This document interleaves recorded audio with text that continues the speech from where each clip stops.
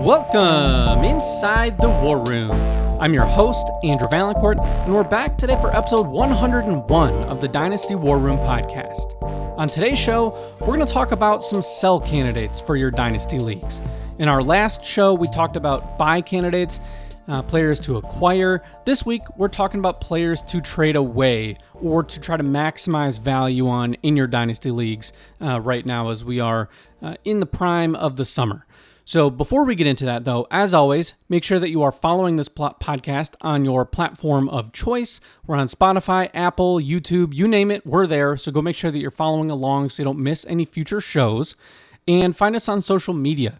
We're on Twitter or X at Dynasty War Room. You can find our YouTube channel at the same handle. We have a Facebook page. You can find myself on social media under Andrew V. Court. And follow along, ask any questions. You can follow along. Sometimes we post open Dynasty League teams and just other opportunities and whatnot out there on social media. One such opportunity for those of my listeners who are in Michigan. So there is a fantasy football league called the Scott Fish Bowl. It's a big charity league that's put on by Scott Fish, and it's been around for a long time now. In fact, this year is year 16 of that competition. It is all for charity. So it's Fantasy Cares is the organization, and the Michigan branch of that contest. It's a nationwide contest, and the Michigan branch is hosting an in-person live draft on July 11th. It's a Saturday in Rochester, Michigan. And so I know I have a lot of local listeners here. If you're looking to join a fun contest like this, even if you have not signed up before, go ahead and go to scottfishbowl.com. You can sign up and then express your interest in the Michigan Live Draft over in Rochester. And you can come to a draft potentially with me. So it's the Scott Fish Bowl. It's a fun thing. Like I mentioned, it's for charity. They do a very unique set of scoring rules every single year. So those change on a year-to-year basis. It's not going to be like any other fantasy leagues that you do. So it is a fun thing, and it's a cool way to meet other fantasy football players in your area. And if you've never done a live fantasy football draft in person, this is a great opportunity to do so. So message me, reach out, just go to scottfishbowl.com. You can find some more information or check out the Dynasty War Room Twitter account, and you can see some details there and message me there for more information. So with all that out of the way, let's head on into today's show where we're going to talk about sells. And like we did on our last show, I want to quickly recap some of these players that we talked about on this episode last year, just to give you an idea of some of the players that I mentioned, how we did. And on last year's show, we had 10 players. And looking through my list now, I actually think I also picked out 10 players this year. I think it's a little bit tougher to pick out sells than it is buys, just because the players for being a sell, it's, they're either falling off a cliff or they're returning poor value on where they're drafted. I think it's just getting more rare to spot those players as the fantasy community in general gets better and better at identifying talent and understanding situations and all that stuff. Not that there are not sell candidates, which is of course why we're still doing the show, but instead of the 15 to 20 players like we had last week, or on the last show, this time we're going to have 10. And we did the same thing last year. So we had 10 players. I think we hit on 8 of the 10 as players that either lost value, had disappointing seasons, were inconsistent, didn't really help your team all that much, or, the simplest way to look at it is that currently, right now in June of 2026, are not worth what they were worth a year ago at this time. So at quarterback, Patrick Mahomes was a player that we mentioned as a sell. He dropped from the quarterback 6 position at this time last year down to quarterback 8. He also then got hurt this past season. So not a huge jump. It's not like Patrick Mahomes is no longer valuable, which I think this was part of my point last year was he might never get back to QB6. He's into his 30s, coming off the injury. His receiving weapons are changing. And so it's just one of those things where maybe he settles into a low-end QB1 type of player for Dynasty over the next few years. So, if you sold him, you would have gotten more then than you would have now. And you would have saved yourself from the injury season where you missed a whole bunch of games. So Patrick Mahomes was a player that we mentioned last year at the QB spot. At running back, we had Isaiah Pacheco, who was running back 29 at the time on Keep Trade Cut. He is currently the running back 58, so pretty big hit. And what I think was a fairly obvious candidate at that point in time, like the fact that he was still running back 29 is kind of crazy to me in hindsight. But now Isaiah Pacheco, completely lost his job in Kansas City, was useless for fantasy, and is now relegated to a purely backup role in Detroit on a 1-year, very minimal contract, where it's going to be the Jahmyr Gibbs show. So Isaiah Pacheco was a guy that we hit on. At the wide receiver position, we had 4 players mentioned last year, and I think all 4 can be counted as hits. Some more than others, but DK Metcalf was one. He was the wide receiver 24. He is now the wide receiver 44 on Keep Trade Cut. Had an okay season, but nothing all that special last year. Jaden Reed was wide receiver 40. He's now wide receiver 46. In fact, funny enough, he actually is a player that I think is pretty reasonable at his current value, but didn't do anything last year, wasn't very helpful, and now has dropped a few spots in the rankings. Rome Odunze. So he was wide receiver 20. He's actually still wide receiver 20, and he's a very interesting name that we'll talk about more actually later on the show, so spoiler alert. But he is a player that held on to a lot of value because of his age and his draft status, and it was a very wide range of outcomes was kind of the argument that I made last year, and some of that all still applies. But injuries slowed him down last year. Got a hot start and then really fell off. So Rome Odunze is somebody that I think now we're finally at the true breaking point. It's going to be he's either got it or he doesn't. After this season, he's either going to rise or he's going to fall quite a bit. So we'll see what happens this year. But A.J. Brown was another guy who was wide receiver 14 at the time. He's now wide receiver 22. And I think he's in a better situation. I think most people would agree. He's in a much better situation now.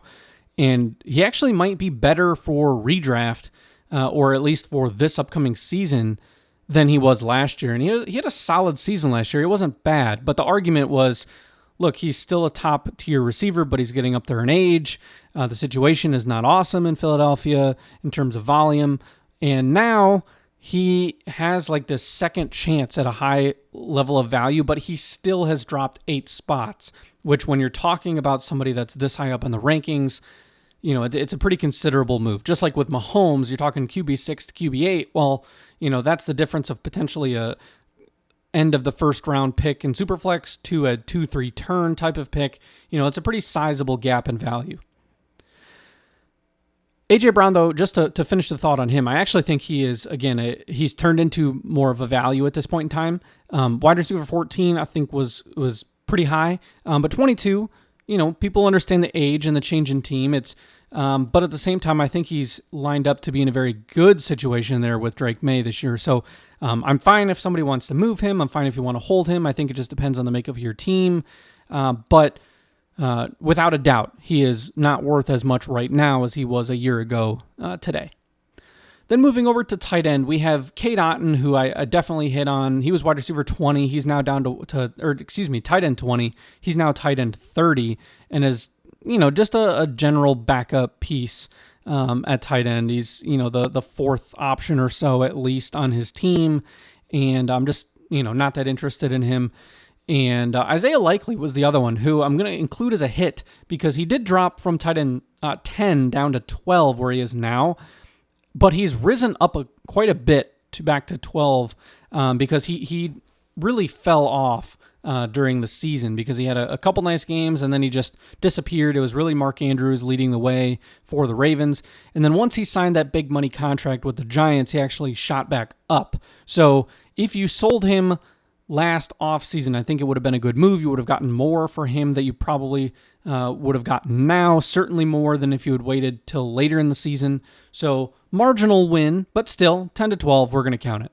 So that's our big hits from last year. The two misses were Sam Darnold and James Cook. So James Cook was running back 13. He's now in the top 10. He had another great season, kind of disproved all the touchdown concerns. And then Sam Darnold actually, He rose in value, but only by about 2 or 3 spots from where he was last year. And I think that kind of shows that, hey, the upside wasn't terribly high, but the downside risk was huge. So sound process, just didn't turn out. He obviously had a great season, won the Super Bowl, so can't argue with that. Certainly prove me wrong there. So with all that out of the way, let's get into this year's players and talk about my 10 guys to trade away. And we'll start at the quarterback position. I didn't use any set number of players across the positions. I was just trying to go off of guys that I actually think are players worthwhile to trade away. And I would say for most of these guys, about 9 of the 10, or 8 of the 10, I feel very, very good about. 2 of them, it's a little bit more lukewarm, but we're going to talk about those in depth. So let's start with one that I feel very comfortable with, and that is going to be Bryce Young, quarterback of the Carolina Panthers. He's currently on Keep Trade Cut, the quarterback 23. He's 24.9 years old, and this is a guy that, to me, it's almost similar to the Sam Darnold conversation from last year, where there just isn't any upside. Like, he could go out and have a solid season, real life. He could make the playoffs again. But even if he gets a contract extension, because that's going to be a decision that Carolina has to make in the next, 12 months or so. They picked up the 5th-year option, but then it's going to be, hey, is this a guy that we're going to build around, sign to a long-term deal, etc.? Same deal with CJ Stroud. But Bryce Young, from a fantasy football standpoint, is never going to be better than a mid to high end quarterback 2. He's never going to be a top 10 scorer at the position. He's never going to be top 12. And I just have a hard time seeing him being top 15. I think he's kind of locked into that late teens type of range on a year-to-year basis in terms of his upside. He's not especially mobile. He's a little bit mobile, which certainly helps because he's not a very good passer either. He's generally inconsistent. He will have a good game for fantasy from time to time. He's got some decent weapons now. He's got Ted McMillan. It's Jalen Coker is there. But I just don't see it with Bryce Young because the upside for him is that he gets a contract, and again, you're stuck with a mid to late QB2, like a Derek Carr. But on the downside, the risk is so significant that he could play poorly and lose his job again by the end of the year. He could not get a contract extension. He could, he probably will get one more year after this year to be a starter, but it could be pushing it because if Carolina struggles, they could get a high draft pick. The 2027 draft class is supposed to be loaded with quarterbacks. So who knows? Carolina could end up replacing him.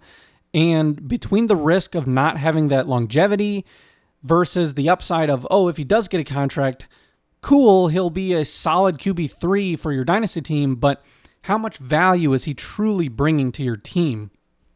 And I just don't know that it's going to be that much. You're never going to be comfortable or confident plugging Bryce Young into your starting lineup in a 12-team Superflex league, let alone in a one-quarterback league. I mean, forget it. You're never going to start Bryce Young in a one QB league. So, it's something where he has some value because of the scarcity at the position, but I just don't think he's ever going to be a player that can really win you a championship or be a true elite difference maker for your lineup. And when you're talking about your quarterbacks, I want to have my QB2 be at least someone that could become a low-end QB1. It doesn't need to be a guy that's going to be top 5, but I need a guy that can be QB7, QB8, QB10, be a Jared Goff. And I don't think Bryce Young is anywhere near that good. It's somebody that I've never been a huge believer in after his rookie season, and I just struggle to see it fully working for him in terms of fantasy football. Now, the next quarterback on this list, I have 2 of them on here, and this is going to be a big name. So this is one of those guys that I feel a little bit uneasy about, but I do think he's worth mentioning as a sell for a number of reasons, and we could talk about it again, similar in how we talked about Patrick Mahomes last year. And this guy is going to be Lamar Jackson, Baltimore Ravens quarterback. He's currently the QB5 on Keep Trade Cut.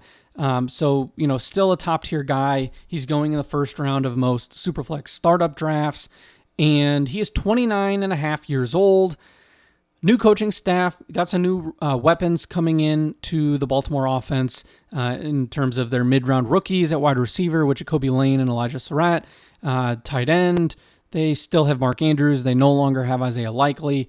So things are looking a little different on offense, and we don't know what things will truly look like on the field for Baltimore. New offensive coordinator coming from the Ben Johnson tree, so in theory that sounds exciting, but this is less about the coaching staff than it is about the player himself and really his age and the way he's progressing. Because I actually think that there's a solid possibility that the Ravens offense is pretty good this year. But Lamar Jackson gets his extreme fantasy value from his legs. He is an average passer. You could say he's above average. I mean, maybe I'm shortchanging him a bit because of some of the skepticism and the struggles that he had when he first entered the league as a starter. He is a solid passing quarterback, but he's not an elite passer in my mind. He's not somebody like a Josh Allen where he's elite both on the ground and through the air. This is a elite runner and a good thrower. And so Lamar Jackson needs his legs to get you those rushing yards, the rushing touchdowns, to become one of those elite top fantasy quarterbacks like he has been over the past several years. He's going to be 30 years old by the end of the year. He is somebody that the way he plays the position, he struggled with injuries last year. He had a number of different things involving his legs, soft tissue problems. It's something that I think you have to start to be a little bit concerned about, because when his legs go, his fantasy value is going to really, really, really drop off a cliff. Now, I'm not saying you should run out and trade Lamar Jackson for nothing. I'm not saying that at all. He's still extremely valuable. He still has very, very high upside. But I don't know that we're ever going to see Lamar Jackson back in the top 5 after this season. So it could be something like Mahomes, where he's a low-end QB1 or something like that for the next couple of years. So still good. So it still certainly has value, a player you can start and will have week-to-week high upside, but not a player that you're going to be able to get 3 first-round picks for or use in a trade to get Josh Allen or Drake May or Jaden Daniels, whatever the situation is.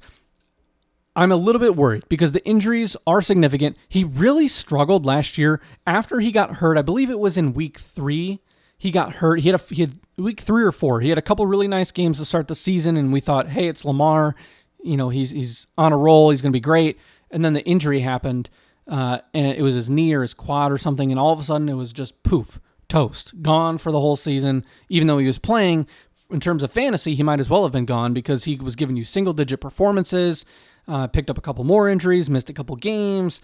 It just wasn't very inspiring from Lamar Jackson. So could he turn things around again and go back to his old ways and be the MVP caliber player? Absolutely. He certainly could. But there is a realistic possibility that his value could tank if he has another year full of injuries, if the transition with the new coaching staff doesn't go as well as we hope, if some of the wide receivers and the tight end situation in terms of his weapons, it doesn't turn out to be as good as we think it could be.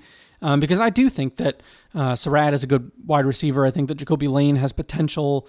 Mark Andrews, I think, still has enough in the tank to be solid for another year or two. Derrick Henry's still there. So it's a good offense, especially on paper, but I'm just a little bit worried. He might not return QB5 level value. And it's something where if you were to consider trading him away, you could still get an absolutely massive haul for Lamar Jackson. This is not a player that is 37 and, just completely at the end of his career. He's got, a number of years left. But I do find that these running quarterbacks tend to expire, so to speak, in terms of their high-level fantasy value at an earlier age. Look at somebody like a Cam Newton.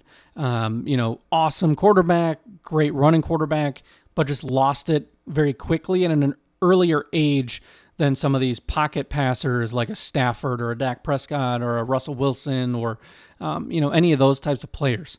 So Lamar Jackson, still very good fantasy asset, but I don't know if he will ever be better than a QB5, so he could just be at his highest point right now. All right, so let's move over to the running back position. So I have 4 running backs. So last year only 2. This year I do have 4. And I want to start with probably the other player that I'm most kind of on the fence about, but still I think is worth putting on this list, and that's going to be Quinshon Judkins, Cleveland Browns running back. He's the RB10 on Keep Trade Cut. He's 22.7 years old, so still very young. He had a promising rookie year, had some nice games, showed that he can be a 3-down back, but at RB10, he is currently being valued above Chase Brown, Breece Hall, Kenneth Walker, Christian McCaffrey, just a bunch of guys that I think I would, at least in terms of Brown, Hall, and Walker, I think I would rather have all of those 3 players in Dynasty. CMC, Judkins, I think you would rather have because of the age, but in terms of a 1 or 2 year contending window, I think you'd much rather have CMC. And the fact that for any of those players, you can get something on top of that player for Judkins, I think makes them absolutely worthwhile moves to consider. So this is not something where I'm saying go trade Judkins for, just a singular first-round pick in 27, unless we're talking an early 27 first. In that case, sure, absolutely. You want take your shot at, the top of that draft class next year with Jeremiah Smith. But if you're talking a late 27 first, I'm not saying do something like that. But if you can get another high-level running back that is still in their prime, plus another asset, if you can get a second-round pick or a late first or a usable bench piece, depth piece, whatever it is, to help you fill in some holes while, in theory, only losing a couple spots at the position and value, I think this is a good opportunity to do it unless you're a full rebuilding team. So Judkins, to me, he was pretty inefficient last year. If you look at his box scores and look at the numbers, he wasn't somebody that was, carrying the ball for 5 yards a carry or something like that. It was significantly lower. It was under 4, and the Browns' offensive line is going to be mediocre at best, in my mind. Their quarterback situation is going to be mediocre at best. The wide receivers seem much stronger, but still very young. A couple of rookies there with Casey Concepcion and Denzel Boston. Harold Fannin, of course, a great tight end, but they don't have the rest of the pieces yet to make Judkins a true elite top 5 running back in the NFL. Like, we could be looking at Quinshon Judkins as somebody that I think is just perennially like a low-end RB1, like somebody that is in that 10 to 12 range every year. So a really good player you want in your lineup, but never a guy that is going to be top 5 at the position. That's going to give you a championship level season where he just outproduces his ADP. So is he a good player? Yes, absolutely. He certainly has value. But if I were to ask you between Quinshon Judkins, Chase Brown, Kenneth Walker, and you could even throw Breece Hall. And I think Breece Hall is going to be a little bit of a tough position still with the Jets. But if you especially were to look at Chase Brown, Kenneth Walker, Quinshon Judkins, which of those 3 guys, if you had to rank them in order, who do you think has the best chance to be a top 5 running back in Dynasty? Or not even in Dynasty, in redraft. Who's going to be a top 5 back in 2026? Like, who's going to give you the most points for your fantasy team? I would take Brown and Walker over Judkins in that regard. Now, if you're going to ask me who's going to have the most total points over the next 8 years, okay, Judkins because of the age. He's got, 3 years on the other guys. But if you're talking about Dynasty in like a 3-year window, which I think is a pretty good way to look at, I don't think it is necessarily smart to look too far past, a 3-year window. I don't know that Judkins is going to score more points than these other guys over the next 3 seasons. So I think he's a good asset. He certainly will give you some good production. You want somebody like that in your lineup. But if you can get somebody that's a little more explosive, it's going to give you a higher end outcome that can truly give you that top 5 season at the position. I'm willing to make that jump to try to get another piece back with that and take advantage of where his current market value sits at RB10. All right, so the other 3 running backs on this list, I've got 2 that are a little bit lower and then another one that is pretty high up on the board. So we'll save that one for last because that might be a bit of a hotter take. But the next one I don't think is that hot of a take at all. In fact, this guy or the next one. But RJ Harvey is the next guy on the list. He's currently RB27, Denver Broncos running back. He's 25.4 years old, and he's entering his second year, but the Broncos drafted Jonah Coleman as a rookie. They brought J.K. Dobbins back, and because R.J. Harvey entered the league at age 24, he's already 25 despite the fact that he's only going to be in his second season. So this isn't really a guy that, is going to be in the mix for some big level second contract. So for Dynasty, you're never going to really get that long-term security with somebody like RJ Harvey. And he had flashes, right? He was okay from time to time. You could start him on occasion, but he didn't really take advantage of the opportunity, in my mind, with J.K. Dobbins out to be some true all-star running back for your fantasy team. He was fine, but the team clearly didn't think that he was all that either because they went out and drafted another running back. So it's going to be some form of a committee, and Harvey will be involved to some extent, and he'll get some passing yardage, and he'll put up some games where he can reach 10 fantasy points. But I just don't know what the long-term future is supposed to look like with him, and I cannot imagine the headache that somebody like RJ Harvey is going to provide you on a week-to-week basis in terms of figuring out how to set your lineup. Like, if you have J.K. Dobbins and R.J. Harvey both on your team, and you have, you're going to have to be making that decision every single week, and in my mind, it'd be J.K. Dobbins. I think Dobbins is going to be the starter. Now, I don't necessarily think that he is going to be some stud running back either, given his injury issues and whatnot, but he's going to get the ball. He's going to get the chance to be the leader of that group. Jonah Coleman is probably going to get some carries as well. So it's just going to be one big mess. It's going to be a headache. I don't want any part of that. At RB27, I think you can get some more veteran-type running backs that could give you more immediate help, but maybe won't last quite as long. I'd be using somebody like Harvey to try to move up a few spots, get somebody maybe like a David Montgomery, somebody along those lines who might only have 1 or 2 years left of good football, but I would take a year or two of good production that actually helps my lineup over 5 years of mediocre, sits on your bench, you plug them in a bye week, and then you never really get anything out of those guys. So it's almost like a roster clogger type situation in my mind with RJ Harvey, which is kind of a bummer because he is a pass catcher. He's a younger guy, and people were excited about him a year ago, but it's just one of those things. That's why you can't get too excited about these 24-year-old rookies coming in. And then if you're not a first-round pick, it's teams can replace you relatively easily. So even though RJ Harvey was a later second-round pick, doesn't necessarily mean he's safe for the long term, as evidenced by the Jonah Coleman pick. Next up is Ja'Cory Krosky-Merritt.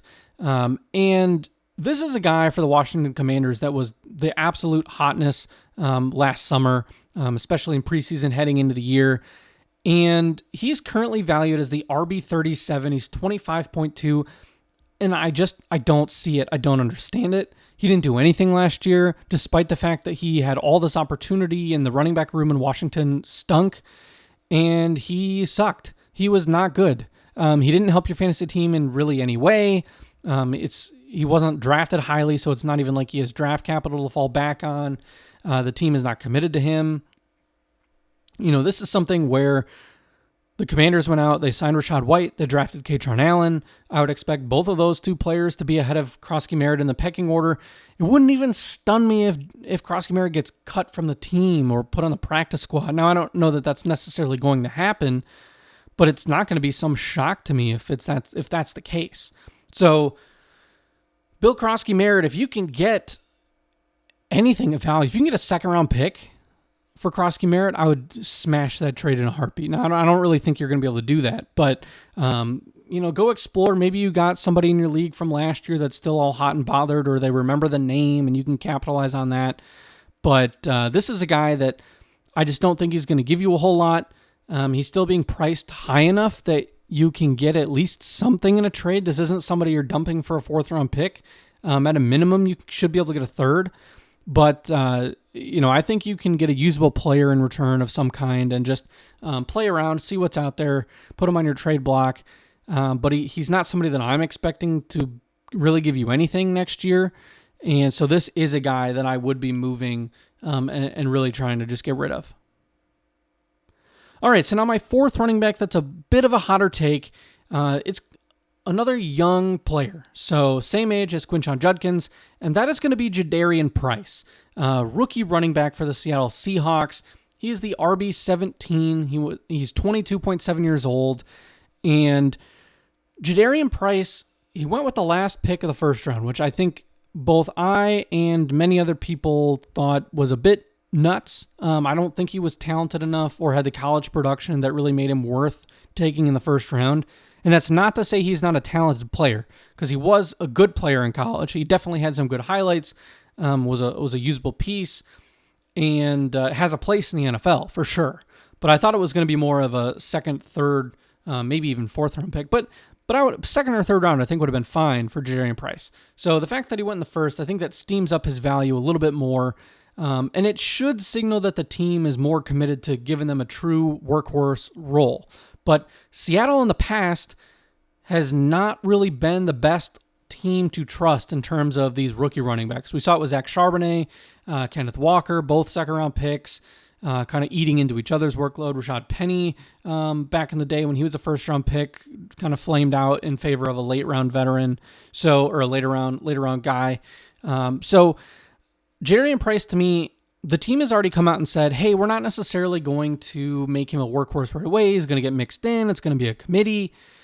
And then Zach Charbonnet is going to come back, and it's going to be more of a committee between those guys.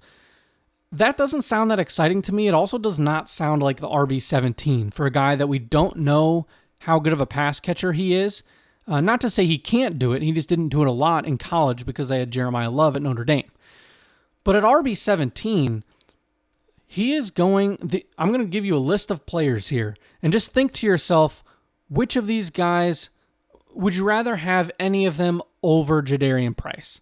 And so first name is going to be Kyren Williams, then Cam Scatterbu, Bucky Irving, Javonte Williams, Travis Achan, or formerly known as ETN. Any of those guys. You got the new Saints running back with Achan. You got Javonte Williams and his new contract. You got Bucky who's coming off, an up and down season, but young with promise. Scatterbu off a nice rookie season before the injury. And then Kyren Williams, who's been a year in, year out stud for the Rams.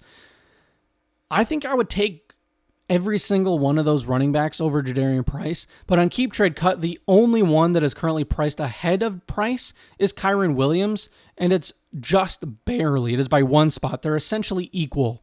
So the market still is very much in on Jadarian Price. And some of that I think absolutely has to do with running back scarcity. But if you ask me who is going to score more fantasy points over the next 2 to 3 seasons, Jadarian Price or Javonte Williams, I'm taking Javonte Williams. Him or Scatterbu, I'm taking Scatterbu. Williams, I mean, all these guys.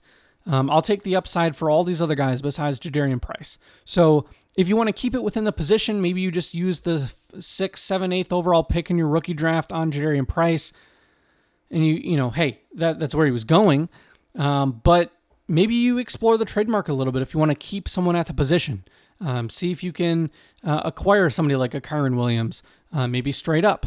Maybe see if you can get a second-round pick on top of some of these other players, or work them into a larger deal to improve your team where it looks like on paper you're giving up a more valuable running back, but getting back somebody that you believe in more. So that's how I would go about it. I don't have a lot of Jadarian Price across my leagues. I think maybe one league I have Jadarian Price, and it was one of those more running back needy teams where I had the 7th pick, and it was who was there for me, and it made sense for the team. But I'm not in love with Jadarian Price as a prospect or the situation, and so he is somebody that I would consider selling high despite the fact that he is a rookie. All right, so let's talk about our last 4 players. I got 3 wide receivers and 1 tight end, and we'll kick things off at wide receiver with another big name, and that's going to be George Pickens. So he is wide receiver 12 right now for the Dallas Cowboys, and at wide receiver 12, I think he is at his highest point in value that he will likely ever have in his career. He's 25.3 years old. He's back on a franchise tag with the Cowboys. CeeDee Lamb is healthy. He's still there in the prime of his career. And so this is something where you combine the fact that Lamb is back and healthy, which could always change, but entering the season, you should expect that Lamb is healthy and he's playing the year. It's a contract year for Pickens, which could be motivating, but also means that his future is uncertain. You don't know if he's going to remain in Dallas long term. Certainly doesn't seem like it. And then the fact that he is wide receiver 12, you can get a ton for George Pickens in a trade right now. I mean, you can get multiple first-round picks. You can use him to step up to a higher-tier player, get somebody more in that upper echelon, or somebody that's even in kind of a similar or just slightly older age range, by giving up something smaller on top. But you could use George Pickens to go after an Amon-Ra St. Brown, a Justin Jefferson, a CD Lamb. And so I think that those are moves that you can absolutely consider making. You can certainly tier down from him, or go for somebody more of in a similar area, like maybe a Drake London. But George Pickens it's similar to some of the arguments that we've made with guys like Judkins and Lamar Jackson and whatnot, where it's like, are they ever going to be higher than their current spot in perceived market value? I don't know that George Pickens is ever going to be higher than wide receiver 12. If he has another awesome season, could he maintain or jump a spot or two? Sure. But a year from now, he'll be a free agent. He'll be 26. It's not a guarantee that he's got some big meteoric rise into being a top 5, top 7 guy. So you're talking, at best, you're talking a couple spots. Whereas if he doesn't perform at the same level he did last year, he's almost certainly going to fall, and he could end up in a worse situation. He's in a very pass-friendly offense, just a high-octane offense with a good quarterback in Dak Prescott. He could end up on some bad team, bad situation, bad weather, all sorts of things, where he can get paid by some team that really needs a wide receiver, and he just might never be as good as he was last year. So that's kind of my fear with George Pickens, and why I would consider moving on from him. He's not somebody that I think, again, you have to trade away. It's not at all what I'm saying, but he's at what I think is a very high point in value. I don't see too much more of a ceiling for him, and so therefore, given those risks, could be a good time to look into turning him into another elite weapon or a package of pieces or high-level picks. I certainly think you could get a good player plus a first-round pick in 27 for somebody like George Pickens. So that could be something that I would definitely consider to try to take advantage of that huge season he just had. Next up is going to be Matthew Golden. So wide receiver for the Green Bay Packers. He's wide receiver 38 on Keep Trade Cut. He's 22.9 years old. So another younger player. In fact, this list overall, I think, especially compared to how we did things last year, it's a much younger list of players this year than before. So maybe I'm going out a little bit more on a limb this year. But Matthew Golden is somebody that was a first-round pick, and he did nothing his rookie year. And he's going to have some opportunity. His situation actually dramatically improved, which is why I think he bumped up to wide receiver 38. But he did so little as a rookie that I have a very difficult time believing that he's going to suddenly figure it out and turn into some awesome fantasy weapon. There still is Tucker Kraft at tight end, who I think is going to be higher in the pecking order in terms of targets. Christian Watson is the wide receiver 1. He just got paid a big contract. So those two players I think are going to be above Matthew Golden in terms of opportunities. And then there's still Jaden Reed, who, despite the fact that he's more of a third wide receiver in the set type of guy, and he, part of the argument last year was, hey, he's not going to be on the field enough to give you elite value, which I think still is relatively true, but he is a more talented player in my mind than Matthew Golden. I don't see it with him. I don't ever see him being a wide receiver 1, or really even a wide receiver 2. I don't see that in the cards. I think you're talking wide receiver 3 at best, which would be an improvement from where he is, but I just don't see that as being very likely. I just don't think he has it. I think he's going to be a first-round bust. I'm not a believer. I can certainly understand taking the shot on him in the later rounds, especially in a redraft league, but in a dynasty league where I think you could still get something solid in a trade for him. I've seen a couple leagues where he went for a second-round pick, and I think I would rather have the 2027 second-round pick, regardless of early or late, than Matthew Golden. So that's where I'm at on that. I'm just not a believer in the player, and so therefore, given that he has a bit of a spike in value due to the opportunity bump, I think now could be a good time to trade him before he potentially bottoms out. Although I will admit, this is definitely one where it's a bit more higher risk, higher reward. There is a ceiling that is definitely greater than where he is right now. So it's not a George Pickens type situation where he's already at the top. I just don't believe in the player. All right, so last but not least at wide receiver is going to be the only repeat on this list from last year, and that's going to be Rome Odunze, who we mentioned at the top of the show. And Rome Odunze, first-round pick from the Chicago Bears a few years ago, really talented player. I like him. He was great in college, but he is wide receiver 20 still, and he's 24.1 years old. He's at the same exact point that he was a year ago. Now, but a couple big differences. Number one, we got DJ Moore is gone. So that definitely helps in the opportunity category. But you've got two younger players that are rising in value. So you've got Colston Loveland at tight end, who is going as a tight end 3 in startup drafts. He's the hotness. He's been I've been a huge fan of him on this podcast. And so I'm a believer in Colston Loveland.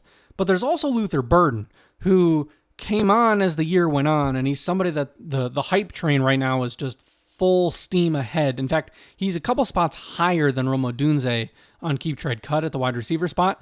So if you're telling me that there is a top 3 wide or a tight end in Loveland and another top 20 receiver in Burden, I don't know that the Bears passing attack is going to be producing enough to give you 3 top 24 options. Like that's difficult to do. Now, not to say they can't. They absolutely can. They all have talent. It could certainly happen. But Rome Odunze has had some opportunities. He's not ever really done it. He had some flashes, and then he had some injury issues. He's getting banged up, and I think, his health is certainly a bit of a concern at this point. And so I definitely would be a little bit wary of that, potential knee issues and whatnot long term. But with Burden and Loveland there as well, it's the odds that all 3 of these players that are, they're going to return value on their draft spot, the odds to me of that seem very low.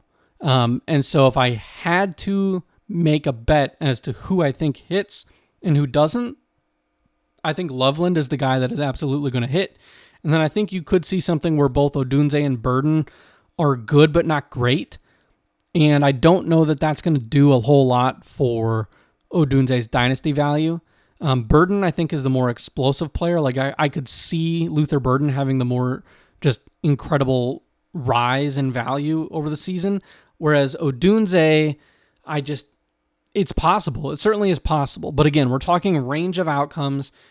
The upside, while there, also is countered by a very significant drop-off in his value if he struggles to start the year.